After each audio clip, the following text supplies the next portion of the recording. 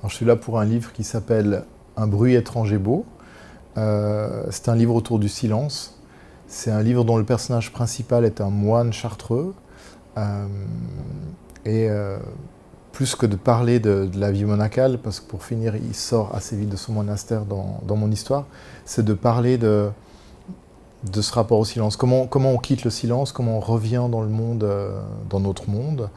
De parler de la liberté aussi, parce que souvent on a l'impression que des choix radicaux comme ça, c'est un emprisonnement, et lui apporte une vision en disant que notre monde est une prison pour lui, et que d'aller s'enfermer dans un monastère, pour lui, c'est son espace de liberté.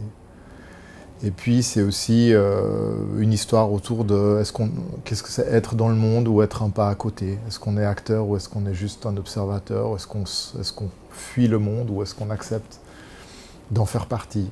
C'est des sujets qui me touchent toujours par rapport à l'idée qu'on forme une famille humaine. Et est-ce qu'on en fait tous partie ou est-ce que par moment on a envie de foutre le camp? Ça, c'est pour le livre. Et j'ai autrement une exposition qui continue depuis déjà plusieurs mois à Lille, au Palais des Beaux-Arts. En fait, c'est une installation dans le Palais des Beaux-Arts, qui est un énorme musée d'art et d'histoire.